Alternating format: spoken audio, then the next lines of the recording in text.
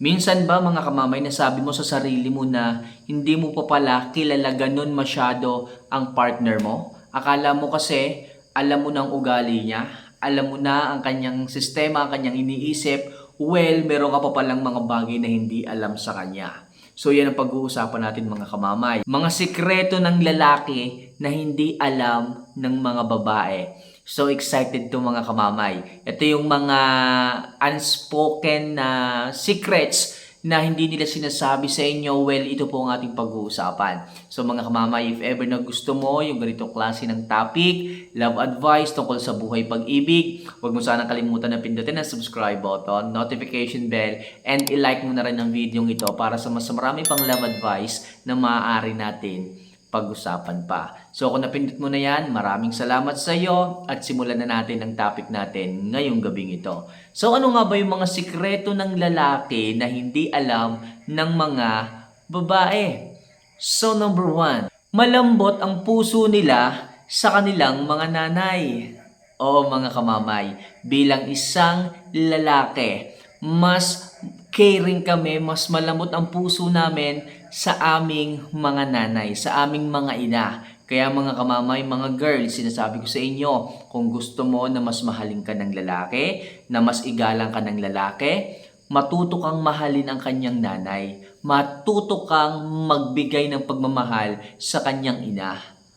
Kapag ka nakita ng isang lalaki yon, sigurado ako, mas mamahalin ka niya, mas iingatan ka niya. Sapagkat itinuturing niya ang kayamanan ang kanyang nanay, ang kanyang ina sa kanyang buhay. Sapagkat siya ang nagluwal, siya ang nag-alaga sa kanya. Kaya kahit ano pang edad ng partner mo ngayon, malambot talaga ang puso nila pagdating sa kanilang mga nanay. Kaya ngayon pa lang mga girls, okay, alam niyo na ang sikreto. So, makipag-close na kayo sa mga nanay ng inyong mga partner para meron na kayong points pagdating sa puso niya. Sigurado ako, yan ang hindi sinasabi na sikreto ng isang lalaki sa isang babae. So, number 2 na sikreto ng isang lalaki na hindi alam ng babae. Gusto nila yung mga babaeng marunong magluto. Ayun nga mga kamamay, kapag ka marunong ka at magaling kang magluto, talagang jackpot, okay, ang isang lalaki sa'yo. Sapagkat ang isang lalaki mahilig kumain.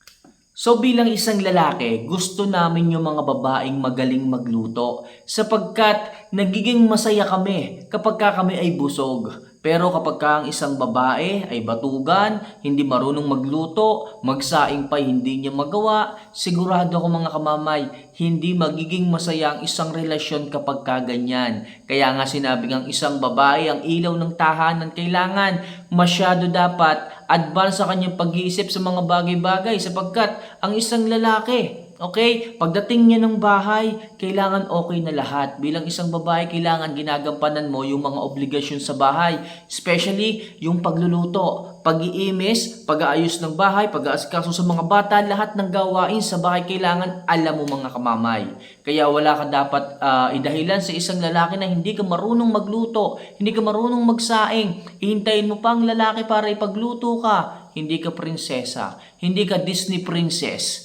Kaya mga kamamaya, kung gusto nyo na kayo ay mas mahalin ng isang lalaki, mas pahalagahan ng isang lalaki, ipakita nyo yung kagalingan nyo pagdating sa pagluluto sapagkat diyan nabubuhay ang pagmamahal ng isang lalaki sa isang babae. Kapag ka nabubusog nyo palagi ang isang lalaki, lumiliwanag ang kanyang paningin. Nagiging masaya ang isang lalaki, kasunod nun mga kamamay, mas mamahalin ka niya pagdating sa inyong relasyon. Pero kabaliktaran nito, kung hindi ka marunong magluto, sigurado ako, lagi kayong magkakaaway niyan. Lalo kayong magkakasamaan ng loob niyan. Baka mamaya yan pa yung maging dahilan kung bakit makipaghiwalay sa iyo ang isang lalaki. Kung ngayon, hindi ka man marunong magluto, sana open-minded ka pagdating sa pag-aaral sa pagluluto. Kung tinuturuan ka ng lalaking magluto, huwag sumama ang loob. Huwag magtampo, huwag mainis. Sapagkat yan ang trabaho ng isang magiging nanay,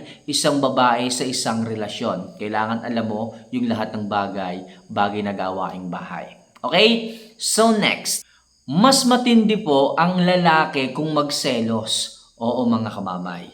Ang isang lalaki ay hindi siya showy ng kanyang jealousy kumpara sa isang babae. Kasi ang mga babae, alam natin, pagka nagsiselos yan, makikita mo kaagad. Mapapansin mo kaagad. Wala ka pang ginagawa kapag ka nagsiselos yan, alam mo na kaagad.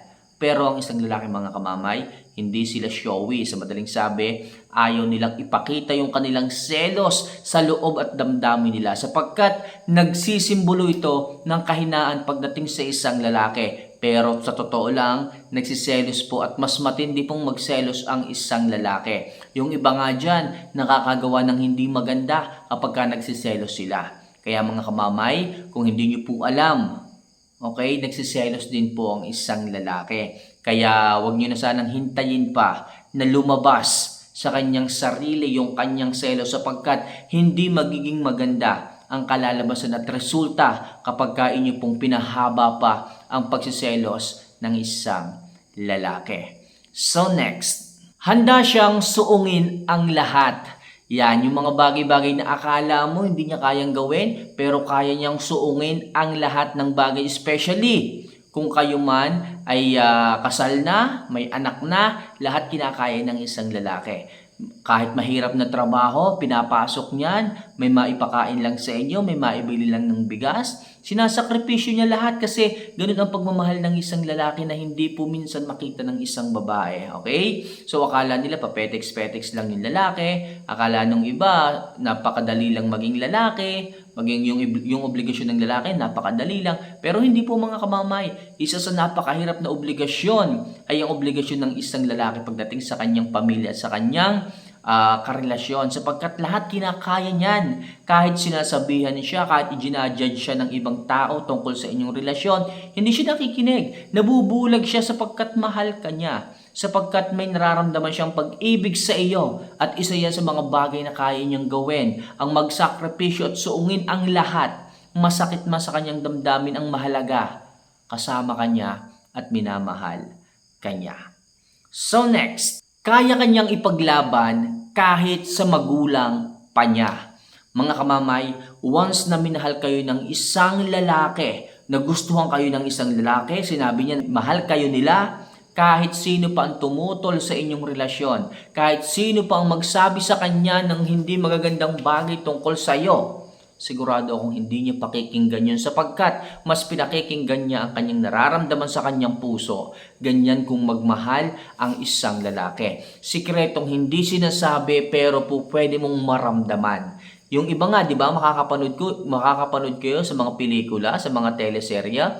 Talagang minsan, yung magulang pa nung mayaman, ang humahad lang sa kanyang anak para ibigin yung isang mahirap na babae, 'di ba? Pero walang magawa yung magulang. Kapag ginusto ng babae yung isang babae, kahit anong katatayuan ng babae, pilit na minamahal ng kanyang kasintahan. At kahit yung kanyang mga magulang ang humadlang sa kanyang pag-iibigan, wala siyang magagawa. Yan ang isang sikreto na kayang gawin ng isang lalaki pagdating sa isang relasyon. So next, hindi sila ganun kadali o kabilis mapagod at magsawa sa isang relasyon kung mahal ka niya talaga. Oo mga kamamay, gaya ng sabi ko sa inyo kanina, kapag talagang mahal kayo ng isang lalaki, talagang gusto kayo ng isang lalaki, hindi yan magsasawa sa inyo. Kahit paminsan-minsan nasasaktan niyo siya, paminsan-minsan nagsiselos siya, hindi sila bumibitaw. Hindi sila nawawala, hindi sila lumalayo, hindi sila nagtataksil, hindi sila humahanap ng iba. Nag-i-stay pa rin sila kahit paulit-ulit nyo silang sinasaktan. Ganyan ang isang lalaki eh. Which is hindi tama na mag-stay kung palagi kang sinasaktan. Pero ang isang lalaki is nagtitiis hanggat kaya niyang magtiis sa isang relasyon. Hanggat nakakakita siya ng pagmamahal galing sa'yo, kaya niyang magtiis. Okay, hindi siya ganun kadaling magsawa sa inyong relasyon kung talagang mahal kanya. Kung mabababaw lang naman ang dahilan kung bakit siya nasasaktan, hindi siya mawawalan ng tibay ng loob at tibay ng puso upang mahalin ka. Isa yan sa mga sikreto ng isang lalaki na hindi sinasabi sa isang babae. Okay? So yun lang mga kamamay ang ilang mga bagay na kailangan nyong malaman pagdating sa mga sikreto ng isang lalaki. Siguro yung iba alam nyo na, siguro yung iba hindi pa. So share nyo naman yung video ito and i-like nyo na rin if ever na gusto nyong makatulong sa ibang mga kababaihan na hindi pa alam yung ganitong klase ng topic. So mga kamamay, lagi ko inuulit sa inyo, huwag kalimutan na pindutin ang subscribe button, notification bell, and ilike mo na rin ang video ito para sa mas marami pang love advice na inyong mapanood. So paano mga kamamay, see you for our next vlog. Paalam po.